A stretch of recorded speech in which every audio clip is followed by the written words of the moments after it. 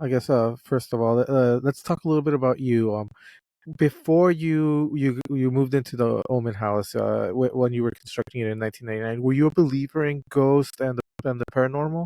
Oh, absolutely. I was 100% a believer, but as I got older, I became more of a skeptical believer because I started to realize that, unless there was a good confirmation of the source material and the story, etc., let's just be honest, it's all about money, is what I've seen. And I saw that when I was a kid. I mean, people started writing books about ghosts and stuff, and it became, again, when I was growing up, we had no TV shows about the paranormal, really. The closest thing we had was something called In Search of by Leonard Nimoy. He was the host. And Yeah. they would do it would be a show, a story based show where they would show a topic and then they'd go investigate and get into the topic from a very, very clinical type of perspective. Not like Ghost Adventures where it's like, oh my God, it's a demon. That Mhm. just didn't really happen. But yeah, to answer your question, I've always been curious about the paranormal and the spirit world. Awesome. As you guys were building the house, did you guys know the story of the drive? And how much of it did you know while you were building it? Well, I knew what had happened down the driveway the second I got up here, because my the history of myself and that location right behind me down the street was that in high school we all read Helter Skelter, Yeah. and somebody said, that's right up there. It's like, oh my God, so we actually went up to the gate about 1978. So 9 years after the murders, we would go up. We went up there and made the pilgrimage to see the house and the gate. The problem is, and I'll show you in a picture if you like. This is where we are right now. Hmm. This is actually the driveway, and right there is the gate. When you look into the property, this is your eye line because the house, which is here, I can bring it up closer, as you can see, is very much beyond the eye line. You don't even see anything but the driveway. And if Hmm. you notice, you see the little white car. That's Stephen Parent's car right here. Let me point it out to you. Right there. Yeah. That's his car. So the gate's right here. So if your eye line is from here, all you can see is basically the city and the driveway because the house was tucked around the bend. But the very first time I went there, I was like, oh, I was just overcome with a sense of sadness and just like, as I started to think about what I was reading, what I had read in the book, and the fact that I was on the location, this isn't like this isn't like a reenactment. This is like the real place. And I'm like, and I got really, how should I say, got really deep in my head. Like, you remember what happened in the book, and was like thinking, my God, this is insane.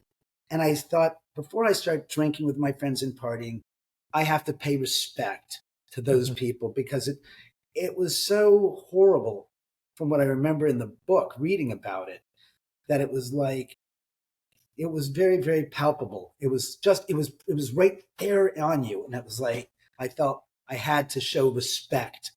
I didn't Hmm. care about getting high and stuff with my friends. I felt more inclined to say, this is hallowed ground. Hmm. And it really is. I mean, to this day, I still go down there and I still pay reverence to those who passed away and not take it for granted. It's Hmm. not just a tragedy and this is like their footnote to history. These were people that had lives that were productive lives and cut short right in the middle, just right down the middle of their lifeline. It was just removed. And I used to think to myself, God, God, God, what if that had been me? How Hmm. would I feel if people were coming up here and partying and having no respect for us in a way that it was being honorable? So 20 years later, after I was in high school, I think it was 1998 in November, my dad calls me up and says, Sunday morning, 8 in the morning, I'm passed out. Ring, ring. He's like this. He's like, hello? And my dad says, David, it's your dad. I said, yeah, Dad, what's going on? He goes, I found a lot in Beverly Hills. It's $40,000. And my first response was, Dad. And again, this is pre-internet. So it was in Hmm. the classified section in the newspaper on the Sunday, LA Times Sunday edition. So he says, it says 40K, right, Dad? And he goes, yeah. I said, Dad, It's a misprint. There's no chance in hell. In Beverly Hills, there's a piece of real estate for $40,000. Even then, Yeah. I said, unless it's a vertical slope and you can't build on it, and what's the point then? I said, he says, shut up and get off your ass and meet me at this address. Hmm. And by the time we were at this part of the conversation, by now it's already 5+ minutes in. So I'm not dreary and dozy eyed. I'm now fully awake and there's no chance I'm going back to bed. Yeah. So I said, all right, fine. I grabbed my 2 dogs. I drove up here. He drove up from my parents' house. And I got here and I was around the bend. I parked the car and I looked down the driveway about 200 feet from where the murders were. And I'm like having flash flood memories going, oh my God, this is where the Tate murders took place. And after high school, since my friends I'd followed my friends to drive up here, I had never been able to find the place on my own. So when I got the map book and my dad said, this is the address, and I came up here, I was like, holy shit, this is the driveway. And it was like, I can't believe I couldn't find it because there's only 3 private drives up Cielo before it gets to the T at Hmm. Angelo View. So I'm sitting there looking and I'm like, oh, memories of my past coming by here a dozen plus 2 dozen times in my childhood. So I'm like, oh, this is nuts. And my dad drives up. My dad's 82 years old at the time. And as my mother said, your father doesn't look his age, but be careful because he is his age. He Hmm. looked like he was 60, but he was 82. And my mom says, your father is full of piss and vinegar. You just have to deal with him, but don't let him go off the handle and go kooky and get really, animated about things. And it's like, well, all right, Mom, I'll keep an eye on him. She goes, just make sure he doesn't get too excited about things. They said, yeah. He says, his heart is hard. Right, Mom, I got it. So he comes out, he jumps out, he goes, well, what do you think? And I'm looking, I said, Dad, that's where the Tate murders took place. And he looks at me, he goes, almost like he wants to slap me upside the head. And he goes, what's with you? He goes, we're here to look at a piece of real estate, this lot right here. Are you kidding me? What do I give a damn about some murders that took place 30 years earlier? And I'm like, yeah, I am here to look at this piece of real estate. I'm not here to sightsee the Sharon Tate house. So I turned and I looked down the hillside, and it's a good 45 degree. It's a steep slope. And I said to him, I said, gee, Dad, it's a pretty steep slope. I said, do you think? He goes, oh, I know I can build on it. I've been building on properties that are, as he used to call them, properties or properties with issues. Yeah. And I said, why is that, Dad? I said, I know that you did that, when you started building after World War II. I said, and the first apartment building that you lived in that you built was on literally an upslope, and literally this is the frontage. Here's the street, and it's like this, and then it's straight up. I kid you not. This building, this duplex he built that I saw that he built in 1955 that I used to go help him at is literally built up 40 feet up this huge rock face mountain. And you have to take stairs like this, back and forth, to finally get up to the top level landing. And he goes, because they're cheaper to buy, there's more creativity that goes into it, and it allows me to really think about this challenge. And I said to him, Dad, you're goddamn right. You really do have a knack for picking some really strange pieces of real estate to build on. I said, but you do the best with the property that you got. And I said, okay. And it'd been my dream to build a house with him since I was a kid, because he was always taking me to different job sites that he was working on. I was like, all right, I know what the hell's going on. I'm pretty familiar with this. And I really got into it. So he goes, we're going to buy this lot for $40,000 and you and I are going to build this ourselves. And I'm like, I said, am I dreaming? Is this possible? And I'm like, okay. He goes, it's going to take a few years at least to do this. And I'm like, all right, blood, sweat, and tears to take care of the sweat equity. And I won't be paying, I'll get more bang for my buck by doing the work and putting in the money myself to build it versus having, so to speak, me buy a house that's already built. So he says that's the whole point. He goes, but he didn't. His idea was not to keep it.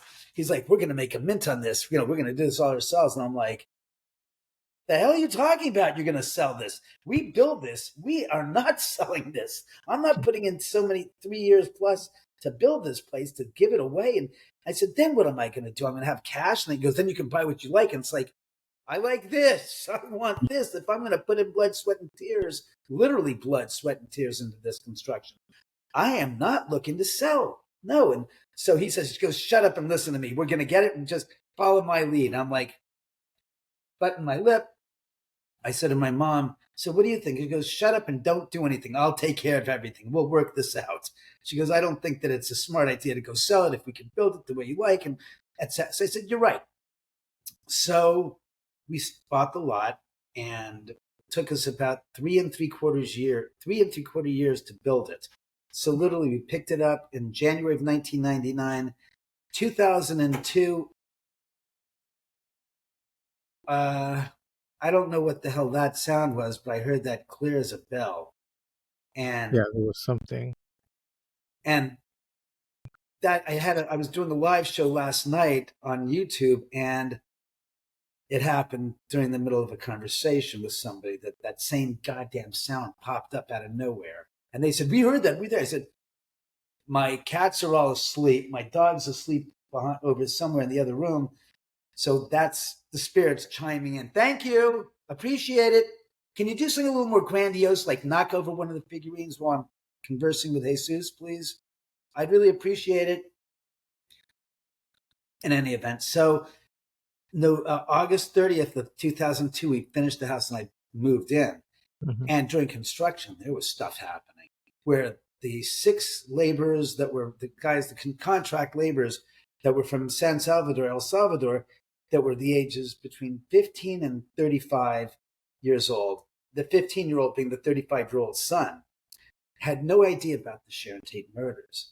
So 6 months before we're done with the actual construction, but where their time on the construction site was over, I said, look, I got to ask you guys, since you guys are off in another day or two, and we're going to go to the finishing part of the project, which is putting in the granite, putting in the light fixtures, doing the final touches, I said, I got to ask you, have any of you guys had any weird experiences outside of what we've already known about as far as the tools going from one floor where they were one night, and then the next day they can't find them and they're in a different part of the house?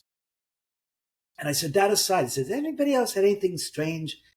And one of the guys looks at me and goes, like begrudgingly, he goes, oh, yeah. And he's telling me in Spanish that he's here in July, 6 months earlier, Mm-hmm. and he's on the 3rd floor because it's the top floor, 2nd floor, 3rd floor is on the bottom because this is street level. And he says, I'm down there at 6 o'clock. It's July. It's like 90 degrees. It's hot as hell. And I want to finish this one bathroom up.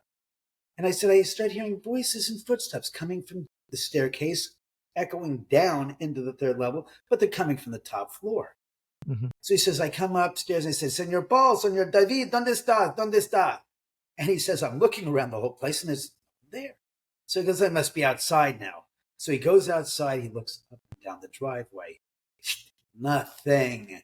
No cars, nothing. And I said to him, I said, wait, I've been here at 7 o'clock in the summer and the place is a ghost town. I mean, it's empty. There's no one here. Everybody's out until after 8. So I said to him, I said, that's strange. He goes, no, that's not strange. I said, what happened? He goes, I go back downstairs. I get back to working. 5 minutes later, he goes, I hear the voices and footsteps again from the top floor. Thanks, spirits. A little bit less of that and more of the action that's visual than acoustic. So I said to them, he says, I go upstairs with a hammer because I'm getting freaked out that somebody's playing with me and trying to mess with me, and it's not you and your dad, I figure. So he goes, I go to the 2nd floor, and I look, and there's no one there.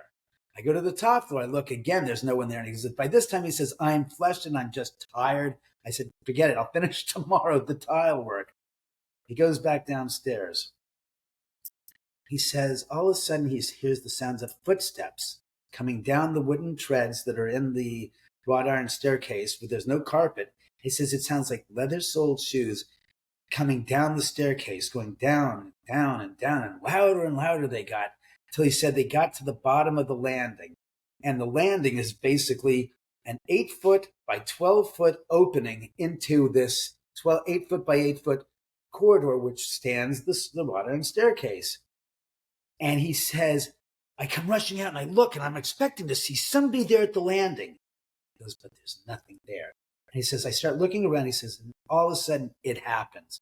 I said, it? He goes, it. I said, what? He goes, I feel like a 2-inch piece of ice is slowly being dragged across the nape of my neck, below my hairline and above my shoulder blade. And he says, I stood up, got really erect, and he says, all of a sudden, the hairs on my body stood straight up, and he says, a dos míos, ya me voy. And from Spanish translated English, it means, oh my God, I'm leaving. And took off for 6 weeks. Wow. And I said to him, that's when you told the other guys that you were in San Salvador taking care of your sick mom. And he goes, yeah. I said, where were you? He goes, I was working at other jobs. I said, I wasn't going back there ever again. I said, so wait. Why did you come back? He goes, because I didn't get paid for the prior 3 weeks. He goes, but since I got back, you notice who the first person to leave the job site was when you were there at 5 o'clock. And I said, yeah, I noticed that you'd be the first one. He goes, anytime someone would say, I'm leaving, I said, okay, I'm going to. And I would never be there being the last man in the house. And I said to him, I recall that time because I was waiting for you to come back to do the tile in the master bathroom, the shower and the floor and the wall of the tub. And I said, I remember I waited for the first week, second week, and by the third week, I kept asking the guys, where? And I just got so tired, I decided to do it myself. And he says, oh, yeah, I've been meaning to mention to you. I wanted you put in the tiles in the third level in the master bedroom. And he goes, because it is the worst job I have ever seen. And I said to him, look, Hector, I said, I watched you all the time just sitting there taking the tile, doing this, slathering on the grout, the epoxy and putting them down and then putting the little plastic spacers in between and just doing it. And it looks so easy. He goes, yeah, I've been doing this for 15 years. I said, yeah, I found out the hard way. I said, it looks a lot easier than it really is. And he goes, yeah. He goes, my expertise, I can do it blindfolded, where you could have both eyes open with a pair of glasses. You can't cut it. And it's like, yeah, you're right. And to this day, all right, guys, come on. Do something more than just making noise. I can hear that, and I'm getting a little irritated. You're distracting me from the story. The spirits are chiming in their own very unusual way. So to this day, as I was saying, some of the tiles are this close, and some of them a little closer, some of them are a little taller than the others. You can see that it was done by an amateur, where the rest of the house, the kitchen, the bathroom on the second floor, the guest bathroom, the powder room on the top floor, all of the tile work everywhere else is spot on.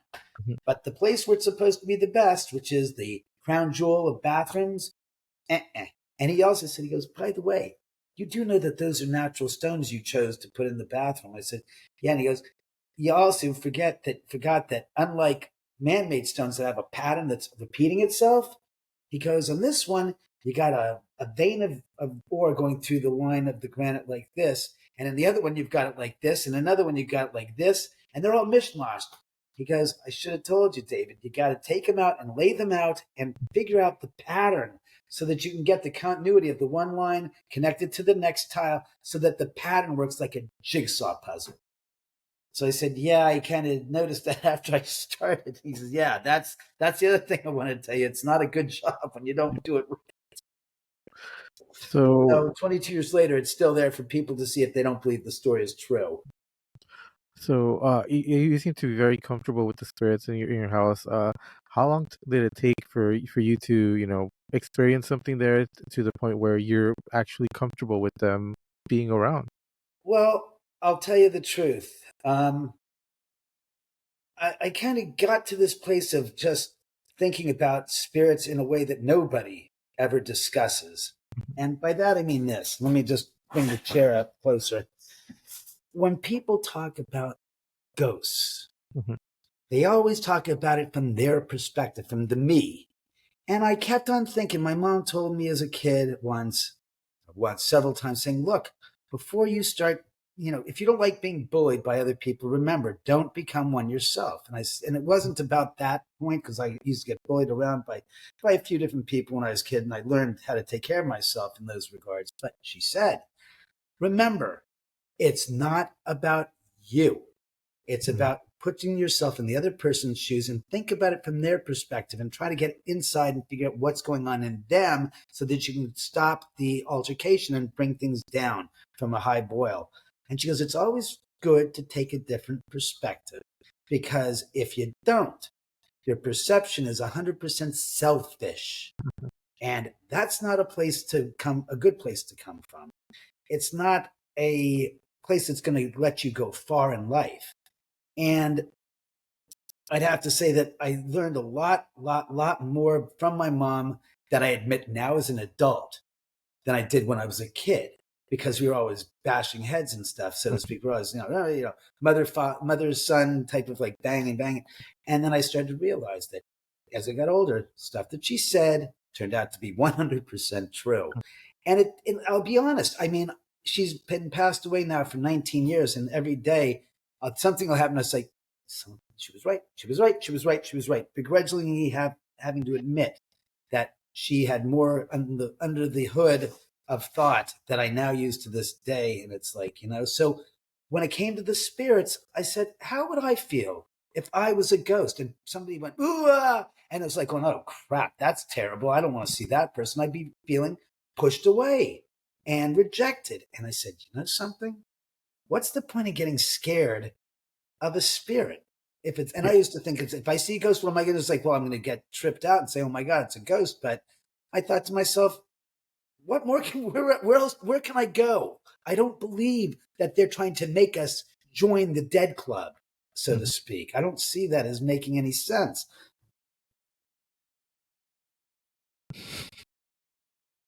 I want to say that was the ice maker, but usually it goes on a little longer than just ... It usually goes crush. The whole thing comes out in one big. Yeah, that's the ice maker. That was the glue. When I hear the water line going into the refrigerator, it goes shh. I know that's the refrigerator. So again, I'm not one that's prone to go to the extreme and say it's a ghost. It's a ghost. Because if it's not a ghost, why am I getting unraveled? Yeah. And that's why I kind of say the videos that I put on my channel have been reviewed and checked to make sure that all the cameras in the house have been checked before I say, all right, this is some ghost footage. I can't explain this.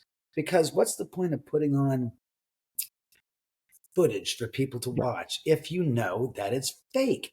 And once you are proven or shown out to be a fake, your credibility is out the window. And just like with a virgin, once you've lost your virginity, you're never going to get it back. And the same thing with your credibility. Once you lose your credibility, you can never get it back. That being said, how soon after you started sharing your experiences in the house did you start getting people that wanted to visit it, that wanted to investigate? Well, honestly, during the construction, I had friends visit, and some of the people were sensitive, and they said, I feel Native American energies here. And I'm going, I couldn't accept it. I didn't believe it. I didn't buy it. And then, like I was going to say, after I moved in, I had friends come over and the same thing. And you knew, you literally, you walk through the front door and you go, okay, there's something different in this place. There's energy I can feel. And people wouldn't say there's energy. They'd just say, I feel something different than I did outside the door. But when I came in, I felt like something. And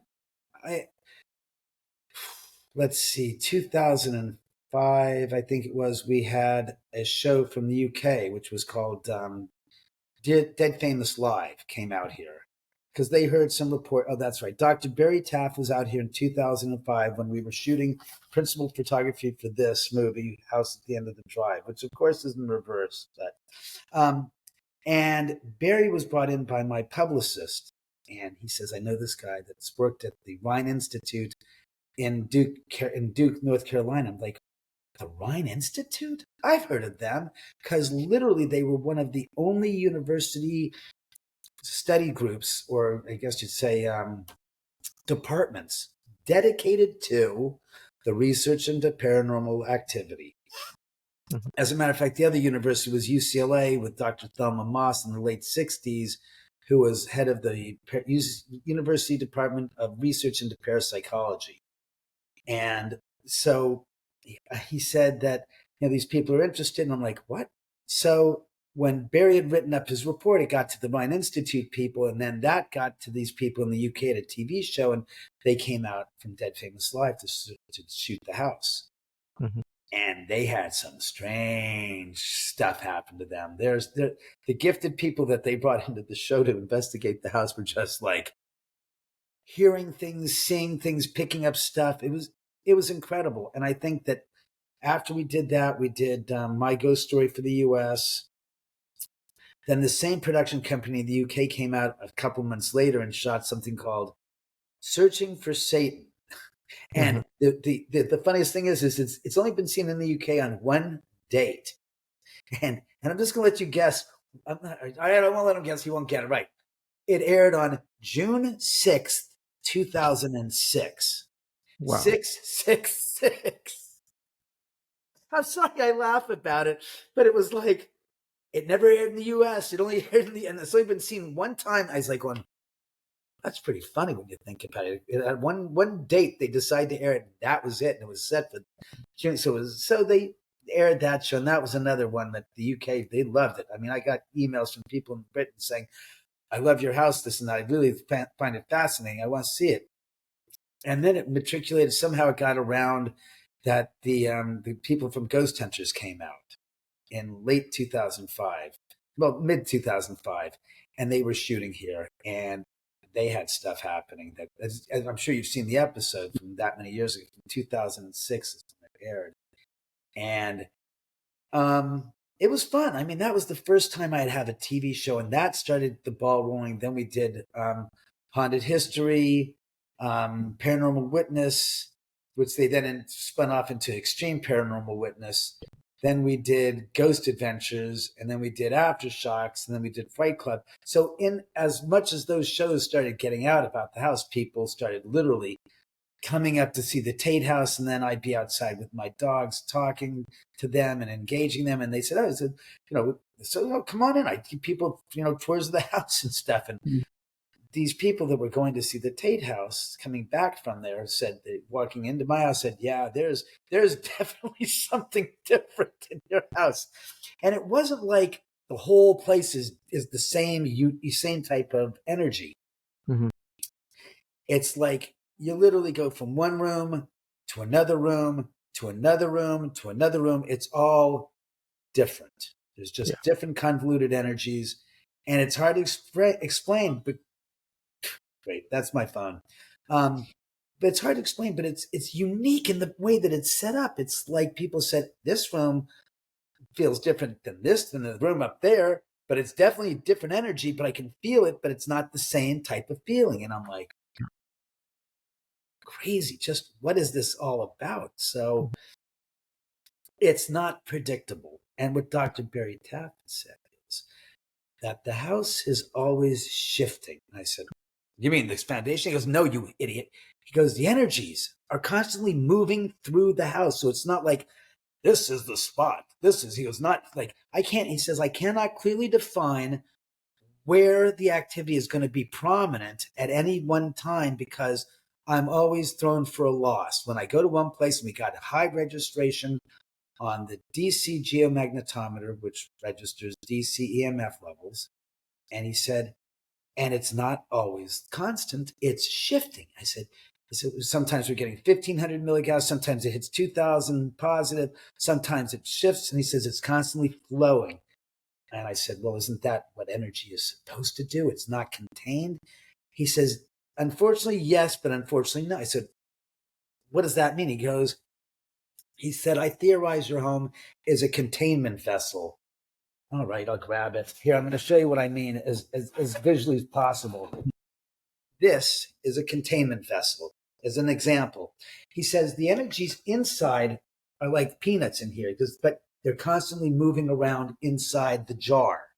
He goes, but outside the house, the levels drop. I said, what do you mean? He goes, the DC geomagnetometer doesn't register close to what we pick up inside. But as soon as I hit that threshold, it changes. It just, I was like, holy shit.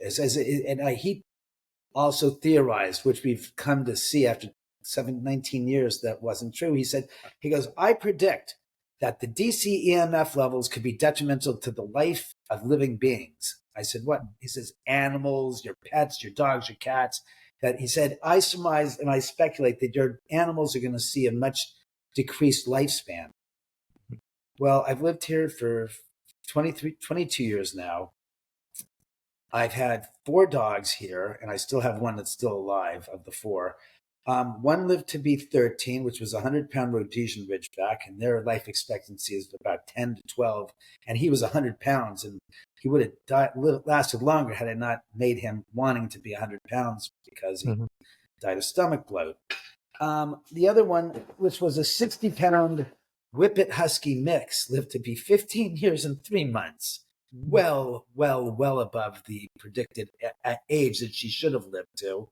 My other dog was a 16-year-old Rhodesian Ridgeback who died several months ago. And I've had multiple cats, and most of my cats, including my cat Terry, is 17 years old. And, again, that's on the top end of the lifespan of cats. And he's still motoring around. I haven't seen any, except for one of my cats who had a heart issue, and she died at about 8. Everything else had lived to be around 12 to 15 years in the cat department, or 16 years, as we found. So his theoretics behind the idea turned out to be false. Because I said, but Barry, I said, you're talking about exposure irradiation from high elevated EMF levels. And I said, but you've told me that they're constantly moving through the house. So it's not like, here's the EMF registry and it's always here, and here's the human and it's always bombarding them. I said, Barry, you told me that the shifts and it's going through the house. I said, unless you've got a spot that you can designate as a hot spot for high levels, it's like standing in front of an x-ray machine. You have to stand in front of the x-ray machine for such an amount of time, specifically not moving and getting bombarded by the irradiation of the x-rays. I said the same thing goes for the gastron EMF levels in the house. If there's not a designated source that you are standing in front of, your effect is going to be diminished because it's constantly hitting you. Then it's gone. Then it's coming back. It's flowing. It's not going to be. He goes, well, we'll see. And as I've said, after 22 years, the theory is without any merit in my estimation. So, for those who want to learn more about your house and about you, where can they get more information? good question. Well, I wrote a book called Ghosts of Cielo Drive to basically tamper down a lot of the myths about my house that have been propagated by different people that have been here, people that have never been here, including, I forgot the guy's name. He's Mustafa Gilardi, I think his name is, and his partner in crime from Ghost Hunters sat there and lambasted me. And I said, we were on Fight Club. And I said, why don't you guys come on over and check the house out? I said, I know what you said, but until you've seen the house, you're saying it from speculative points of reference. I said, come on. I said, I'm willing to have you come in without any headaches or problems. I'm inviting you seriously so we can put this to rest. Let me ask you, when did you think I ever had them over here? Boom, zero, wow. Zip, zilch. So they still go bashing me about, and I go, I said, until you walk in my house, you are uncredited without any point of reference, and you're just speaking out of your butts. Because until you see it, how do you know for sure? You're just passing around the rumors like an idiot. So I would say take a look at ghostsofcielodrive.com. Unfortunately, right now I'm waiting for the printer to get to me. They've been held up with other orders to get me the books. Mm-hmm. But that would be a good place. Also, youtube.com/David Oman, O-M-A-N, is my YouTube channel. It's free. I've got about 226 videos there. Wow. Most of them shot in the house by myself and some by other people. If they're interested in renting the house out for an event or something, or wanting to do a private ghost investigation here, they can go to House.com. I'm trying to think. Other than that, that's pretty much about. Oh yeah, and of course, House at the End of the Drive.com for the movie, which we're trying to publicize and get out on Vimeo. We have it. Okay, cool. Well, thank you very much for your time. The stories you tell are so amazing, and I'm grateful to get to talk to you. Hey, Suze, honestly, give me a ring when you want to come over and see the house for yourself. Do you want to do a live show from here, a stream? Please, I'd be happy to have you. Awesome. I will definitely look into my schedule and see when I have some time to go out there. Yeah, I think you'll get a kick out of it because, like I said, it's one thing to talk to me. It's another thing to walk in the house and go, all right, he wasn't full of crap. It's really got some crazy stuff. And like I said, the stuff that happens, here's an example. Last night, I got a call yesterday, late afternoon, from a producer saying, I've got this group of guys, these people that want to come up to your house. And it's like, tell me more. Well, we're shooting a show for the, I said, okay. And it's two of the people are two drag queens from RuPaul's Drag Race, and I knew one of the two of them. I said I've seen that woman, that gal before. How do you? Yes, you said guy, girl. So I said, oh, that's it. You got to come. You got it. It was like Sharon says, like this one. You better bring them in. You better bring them in. And I'm like, all right, this is going to be fun. I get a kick out of interesting people because I'm not one of those people that has blinders on and says, I can't be friends with them. I can't be friends with them. It's like, why not? The greater Yeah. your expanse of your perception and the greater group of people you expose yourself to, the more well-rounded person you will be at the long run. And believe you me, I had 30 MS-13 gang members here 10 years ago, 12 years ago, thanks, visit the house to do, and I didn't know this, they were music producers, they were billed as, and when they came over, I was outside and the car, the little Plymouth Dodge Colt lifted up 7 inches and the guys came out and I looked and they were tatted from head to toe and they were pretty, I think they were called, one was named Tiny, the other one was named Caesar, I do believe. And they were heavy set Latin guys. And I'm like, and Sharon says, you're in for the time of your life tonight. And I'm like, holy crap. And I wasn't like scared. I was like, honestly, I was like, this is great. I said, what an opportunity. What an opportunity to get these guys on my, and so to speak, in my house to get to talk to them. And I said, I feel like David frickin' Frost, an old time reporter and famous interviewer that did Richard Nixon and a bunch of things. And I said, this is great. I said, I have no fear because to them and to me, to them, they're no threat. To me, I'm no threat, vice versa. And I said, something?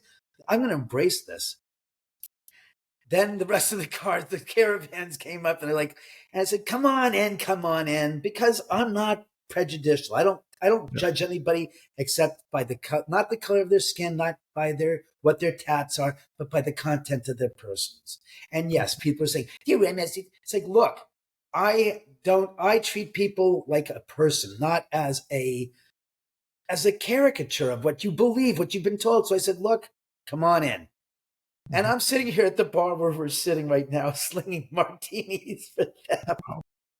And I'm speaking Spanish, and these guys are going, hey, gringo. I said, what do you look? I said, how's my Spanish? And they're going, says, muy bueno, muy bien, muy bien. I said, of course. I spoke Spanish before I spoke English.